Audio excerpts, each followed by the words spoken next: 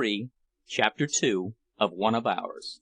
This recording is in the public domain. Recording by Tom Weiss. One of Ours by Willa Cather. Chapter 2.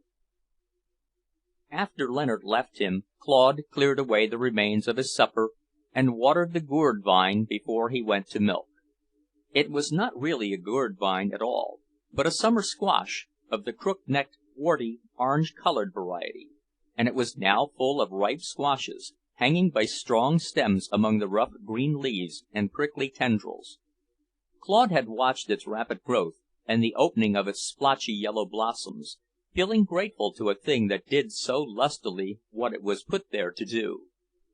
He had the same feeling for his little Jersey cow, which came home every night with full udders and gave down her milk willingly, keeping her tail out of his face as only a well-disposed cow will do. His milking done, he sat down on the front porch and lit a cigar. While he smoked, he did not think about anything but the quiet and the slow cooling of the atmosphere, and how good it was to sit still. The moon swam up over the bare wheat fields, big and magical, like a great flower. Presently he got some bath towels, went across the yard to the windmill, took off his clothes, and stepped into the tin horse tank. The water had been warmed by the sun all afternoon, and was not much cooler than his body. He stretched himself out in it, and resting his head on the metal rim, lay on his back, looking up at the moon. The sky was a midnight blue, like warm, deep blue water, and the moon seemed to lie on it like a water lily, floating forward with an invisible current. One expected to see its great petals open. For some reason, Claude began to think about the far-off times and countries it had shone upon. He never thought of the sun as coming from distant lands, or as having taken part in human life in other ages. To him, the sun rotated about the wheat fields, but the moon, somehow, came out of the historic past, and made him think of Egypt and the Pharaohs, Babylon and the Hanging Gardens. She seemed particularly to have looked down upon the follies and disappointments of men, into the slaves' quarters of old times, into prison windows, and into fortresses where captives languished. Inside of living people, too, captives languished. Yes, inside of people who walked and worked in the broad sun, there were captives dwelling in darkness, never seen from birth to death. Into those prisons the moon shone, and the prisoners crept to the windows and looked out with mournful eyes at the white globe, which betrayed no secrets and comprehended all.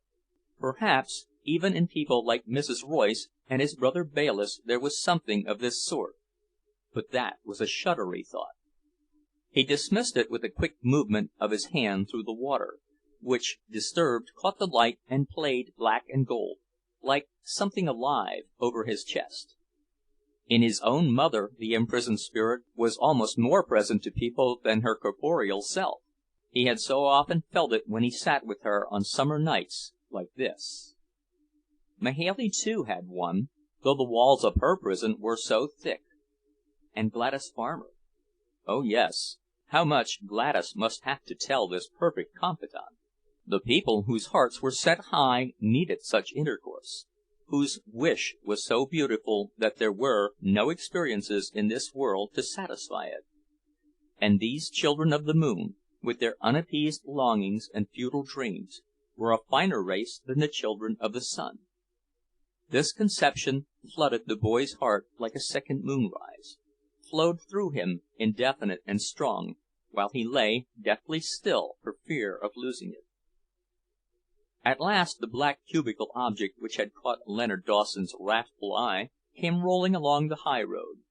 Claude snatched up his clothes and towels, and without waiting to make use of either, he ran, a white man, across a bare white yard.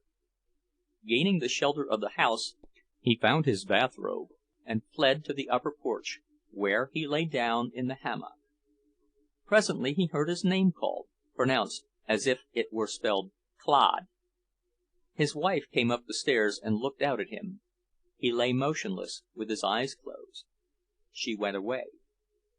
When all was quiet again, he looked off at the still country, and the moon in the dark indigo sky. His revelation still possessed him, making his whole body sensitive, like a tightly strung bow. In the morning he had forgotten, or was ashamed of what had seemed so true and so entirely his own the night before. He agreed, for the most part, that it was better not to think about such things, and when he could, he avoided thinking. End of Book 3, Chapter 2. Recording by Tom Weiss.